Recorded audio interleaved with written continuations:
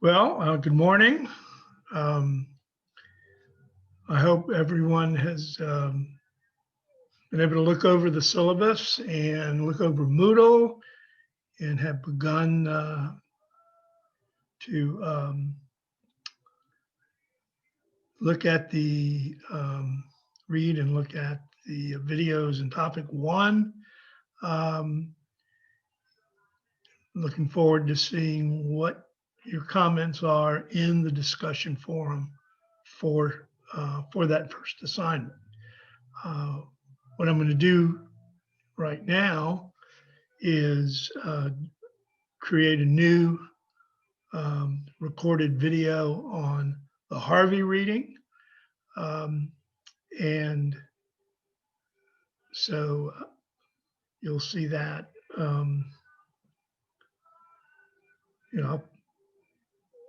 so anyway, sorry, it's early. Anyway, so it's we're heading off into curriculum. Obviously, this work that you're reading is special for me since I wrote it. And it's probably one of the articles I've written. It's probably the easiest one that I wrote. As I began reading Harvey's Rhetor, even in Old English, quite frankly, which is significant differences from our current English. It's not that old English, it's early Renaissance English. But so 16th century. The article began coming to mind pretty much straight away. And I began taking notes, and those notes became an outline. So fairly classic. So I'm going to share my outline. I hope you enjoy reading it. It's it provides you, the article really is about providing the reader and you as students with another way, not really new, but different way of thinking about curriculum. And I go into curriculum a little bit. So this is, a historical piece on curriculum. I don't think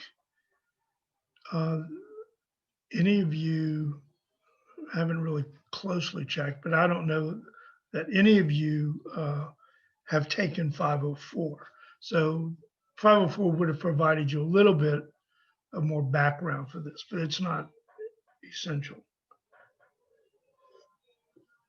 for this reading. And the first thing I want to talk about is the concept of curriculum and the term of curriculum. And you see I've kind of broken it out. And originally, the Latin term curriculum, coming out of the Roman Empire, referred to a race course, but a short race course, not the big circus that we see in Ben-Hur, right? Or you may have seen in other chariot movies. Okay,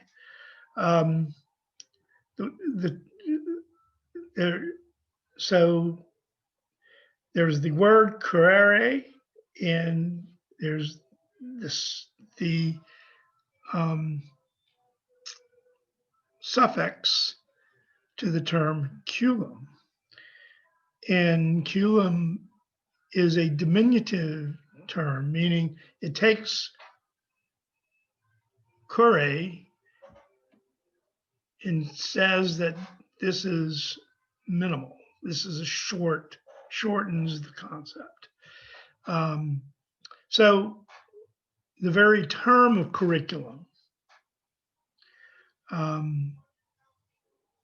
is an educational shortcut, and it is represented by word diagrams, okay, or concept map. So word maps. The scholar that all this is based upon, that Harvey draws from, is a guy named Peter Ramus. When and if you take 504, you'll see an article I helped write on Peter Ramus and his ideas. And he is the person that really begins to use the term curriculum in a new way to talk about the course of study. And I go into that a little bit. So this is important. If you see my number 2 down there, primarily because the Puritans adopted Ramus's way of thinking. I go into that a little bit about, Harvey's relationship to the Puritans. He wasn't a Puritan himself, far from it.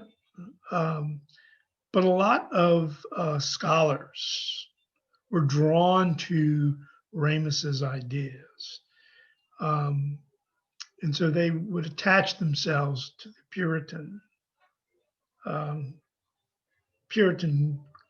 other Puritan scholars. Okay. And the model for curriculum, if you will, is Cicero, the most famous Latin orator, who, of course, whose oratory ran him afoul, and he was exiled to basically what is Romania today, to Dacia. Anyway,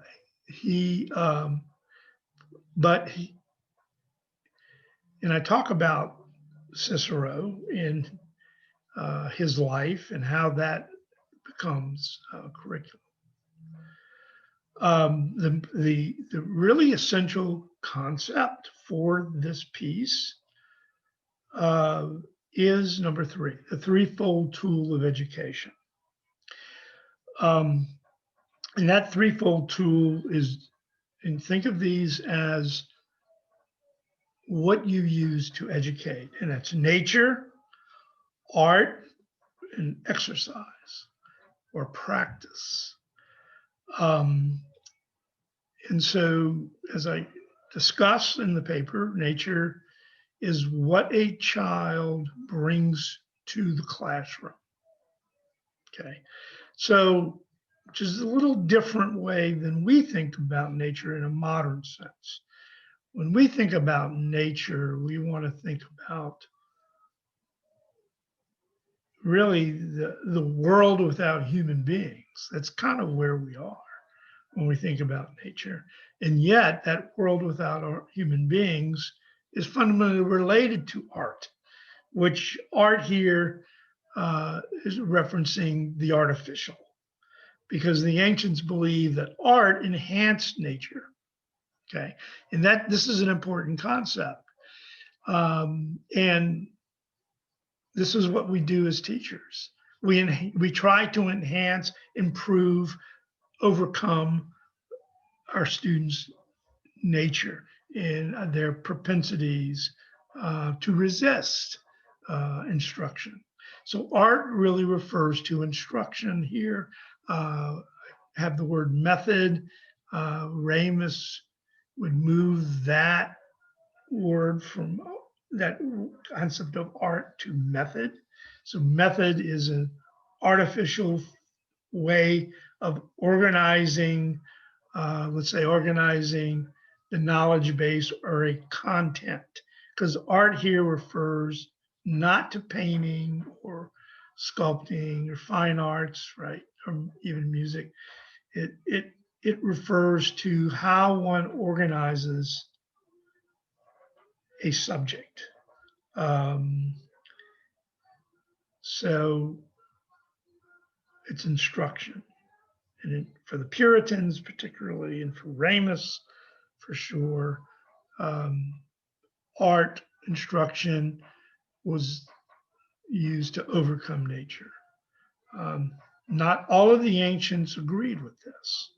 Not, it comes out of the Greeks, the ancient Greeks. Um, so, you know, I would, I haven't found a Roman scholar who opposes this idea, but there were Greek scholars, sophists is what they're called, teachers, that kind of oppose this idea. And if you take 504, you'll read Plutarch, he gets into this. The third tool, of course, is exercise or practice. And what does that mean? It means applying what you learn in school to improve your everyday life. Okay. The whole purpose of going to school, right? The whole purpose of going to school is to attain knowledge that helps you live a better life. If we don't achieve that, then what's the purpose of going to school? Okay. And I think that's an open question to some degree. Are we achieving that, particularly in a standards-based, high-stakes testing-based regime, where we teach the test?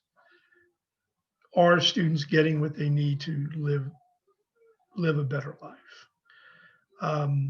I have experience down here next to exercise because it's your experience in the world with knowledge.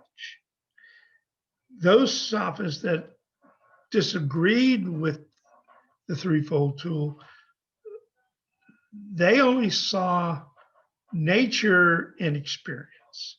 So they assumed if you had a good nature, then your experience would then lead you to wisdom. Okay. And back to nature for a second. I don't think I made this explicit.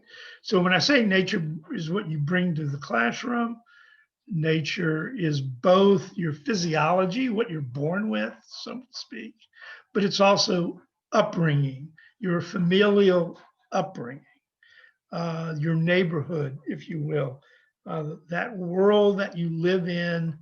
It could be extended family. It could be social groups, church, etc. That what you're part of before you come to school. Okay, we've kind of blurred some of that, particularly with pre-K and K, so that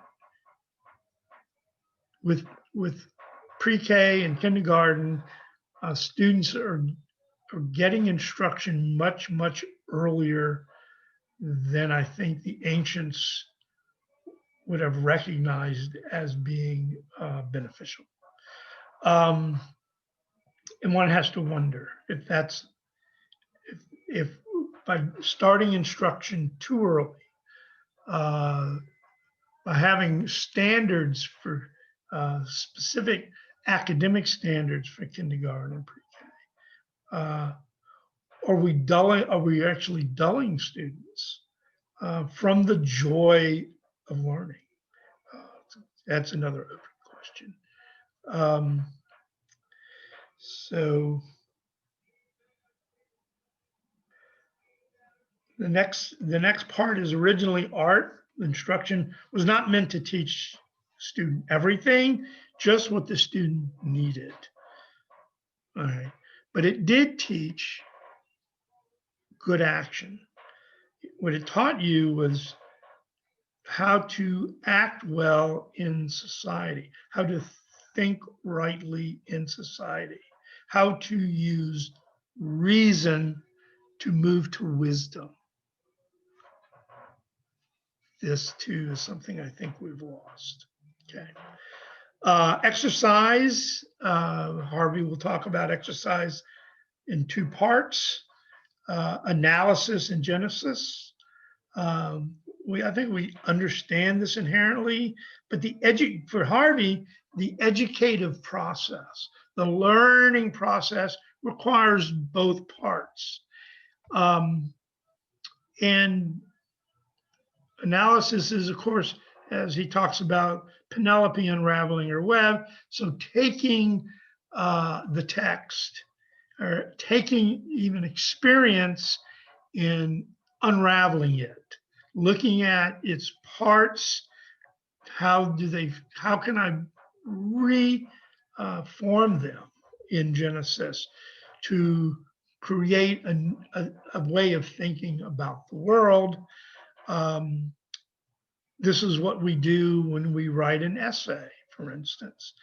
When I write an article, this is what essay writing is really about. It is a new form of empiricism that will be in another generation. Scholars like Francis Bacon will create a new learning based upon exercise. He is thought to have been in the audience when Harvey gave this speech. So, and it is this new empiricism that has come to dominate the world, we hope. When people say, but science, this is really what they're talking about. Although we know that science cannot provide all the answers to our lives. Genesis is more than synthesis here. It's clearly from a Harvey's perspective. It's not about restating what's already there. It's about providing new insight, something new, something where imagination is part of this. Okay. So Harvey talks about the threefold tool as providing a royal road, particularly when he begins to talk about method. So Harvey this shows Ramos's influence on Harvey. It's a new concept of Harvey. He's not talking about method necessarily in the way in another generation it will be thought about as the one and only way. Okay, but for Harvey, method makes attaining new knowledge easier. Okay, but there are other ways. Today I'm concerned that method, in terms of, and we'll talk about orthopractice later, really is a dead end. It's a cul-de-sac, if you will, and it doesn't give you a way out. It is there for itself. So that's an issue.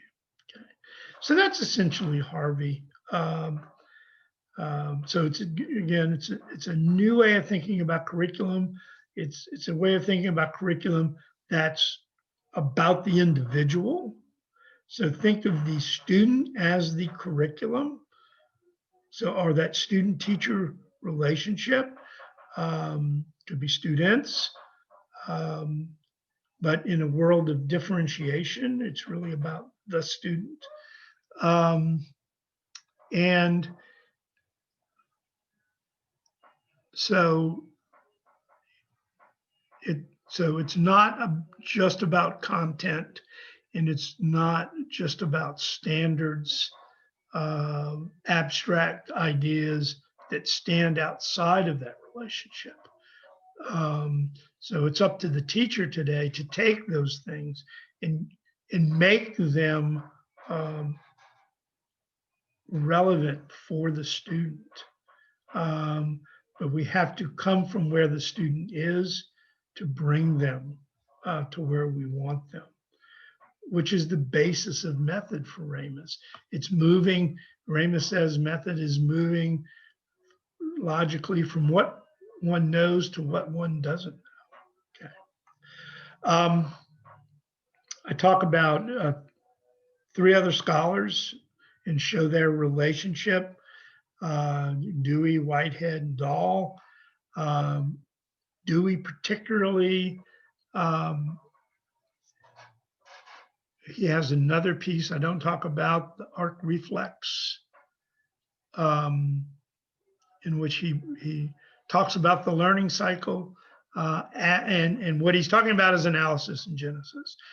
Students must produce a product, not just a test, but a product, okay? White, and so, I'm arguing that in all 3 of these scholars, you find aspects of the threefold tool, but they're changed, and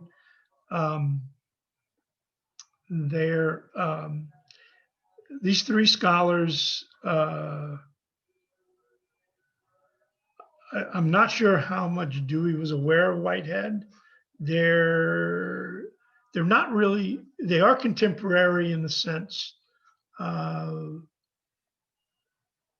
Dewey's professional career began in the late 19th century as a teacher, which he never talks about in any of his writings. Okay, but he does end up running the first lab school at the University of Chicago, organizes that. Whitehead, Dewey is quintessential American, comes out of New England, comes out of a congregationalist upbringing, which is very open-ended.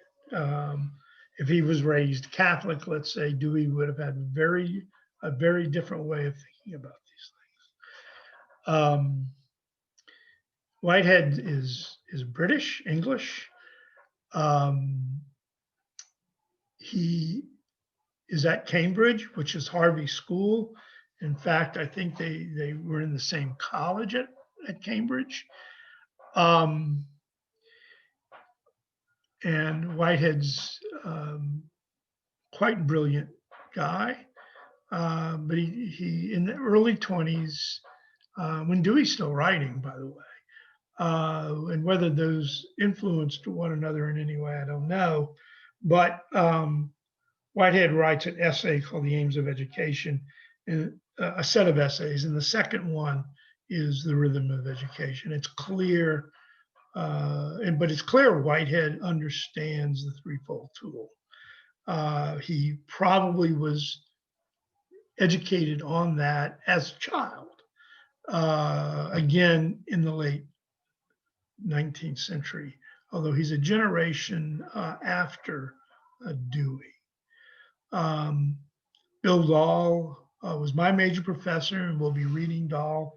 And Dahl will be talking about Whitehead, a little bit about Dewey, and Huebner as well. We'll be talking about Whitehead. You may have a Dewey quote in there to some degree.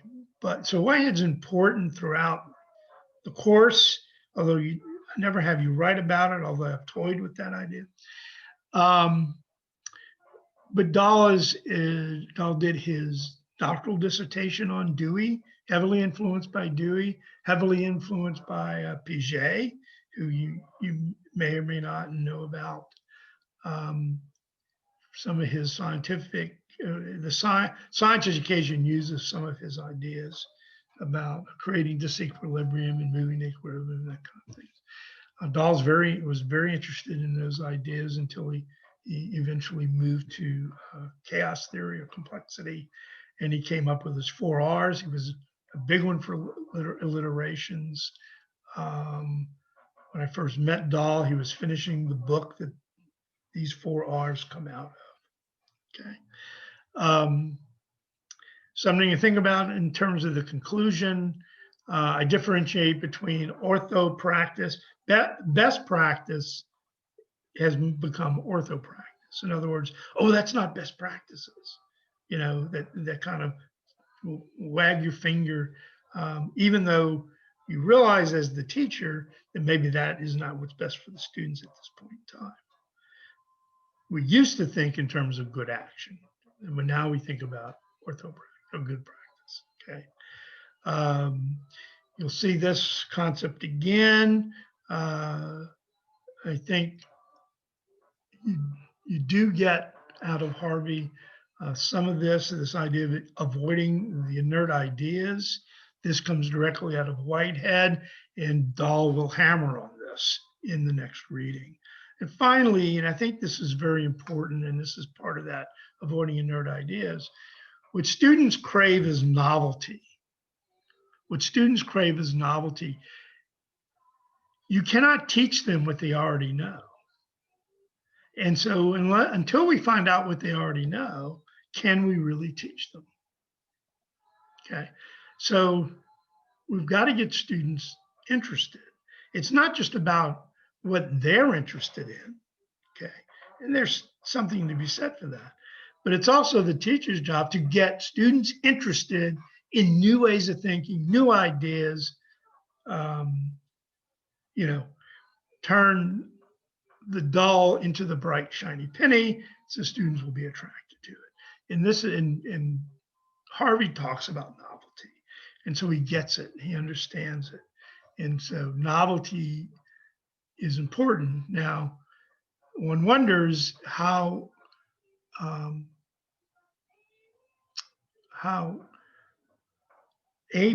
teachers are able to get to novelty, considering the amount of time they have to spend in classrooms, the distractions that occur in classrooms. And so I just wonder, you know, if you can do one novel thing a week, that may be a lot. Okay, so anyway, so I'll stop sharing. I'm pretty much done. I hope this video helps, and let me know if you have any questions. So y'all take care.